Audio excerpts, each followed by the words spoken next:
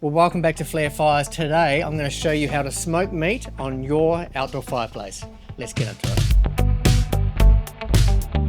For those of you that know our product, you know that a flare fire comes with a complete integrated cooking system. You've got grills on it, there's a pizza oven, there's a rotisserie, there's just so much, including the smoker, which goes up and down in the chimney. There's a rope system that converts in the back of the fireplace to a stainless steel, smoking system that goes up and down. Got these trays that I'm going to slide in here, and I'm actually doing a video shortly where I'm going to be reverse searing a steak. And if you want to see that, make sure you like and subscribe so you can watch for that video coming out. But today, I just want to show you how the smoker works so you can get a sense of how to operate your smoker. For those of you watching who have one of these at home, or if you're just sort of looking at options, how you know how to operate the smoker, you'll get a sense of how it works compared to other traditional smokers that you might be used to. So this is our smoker cage. You can see there it's fully kind of cut out so all the smoke can get everywhere through the meat that you put in there. These trays just slide in and out. This is the tray, again fully cut out so the smoke just wafts right through your meat. I find, depending on the size of steak that you prefer, you can fit 6 small steaks or 3 really large steaks, maybe a couple of tomahawks for example on here. Each smoker cage comes with 2 trays, so if you're cooking for a family you could easily put 12 steaks on. If you've been greedy and you just want cook a couple of or 4 tomahawks, you can put 4 tomahawks on those trays. Plus the bottom also acts as a tray, so you can put meat on there as well. It's just that's fixed, and so you just have to reach in to get that one out. But for the removable trays, you've got 2 of those. There's an additional height, so you can raise the height of this as well. The other thing too, sometimes people get their fireplace too hot, and so you can actually double stack this at the bottom, and that just helps to sort of minimize the heat if you've got your fireplace too hot. So once you've stacked your meat into your smoker, this is normally not out of the fireplace. It lives in here. There's a rope that comes down there and a hook. And so once it's set up, it's literally just sitting in there all the time, just up in your chimney.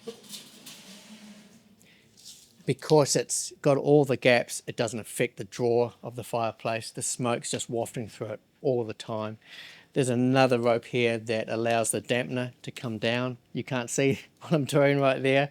We'll try to show you using some other footage, but that allows you to control the heat and the amount of smoke. And you can see now the smoke's just billowing out the front there, which I don't want. I can just let a little bit of a gap, and then I've controlled the heat and I've optimized for the smoke. So that's how that works. You've got one rope for the smoker cage going up and down that allows you to position ideally for the heat, and the other rope that allows you to control that heat and actually control the amount of smoke and the temperature that you're cooking at.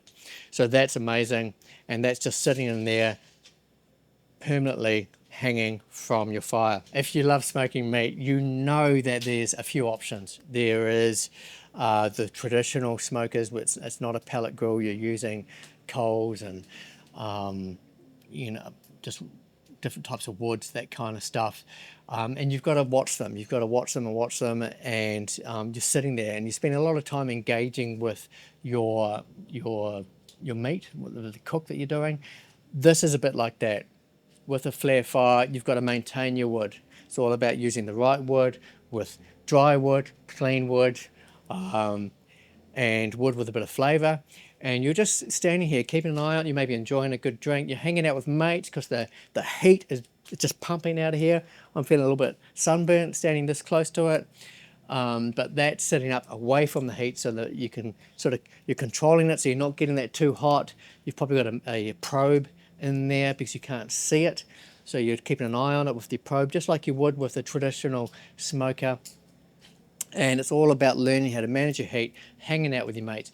Everyone's keeping warm. Instead of you sitting out in the dark in front of a smoker, it's closed up and nobody's getting any warmth from it. This allows you to achieve both. If you are into the pellet smokers, which I know a lot of you are, and I understand why, the pellet smokers are a great idea because you can basically set them up, go and mow your lawns, maybe go to the lake, do whatever you want, and then sort of come back and it's done. This is not like that. If you're looking for the ease of a pellet smoker, this is not like that. It's a bit harder work for sure. I encourage people when they're trialing the smoker for the first time or use it for the first time, the perfect smoke, if you're a smoker, you know this, is something like a reverse sear. It's just the simplest way to start.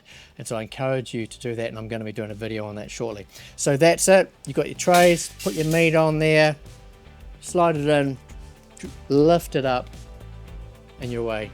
That's how to use a smoker. Any questions, the team would love to help you. And again, if you want to watch that video, like and subscribe, and you'll catch me in the next video.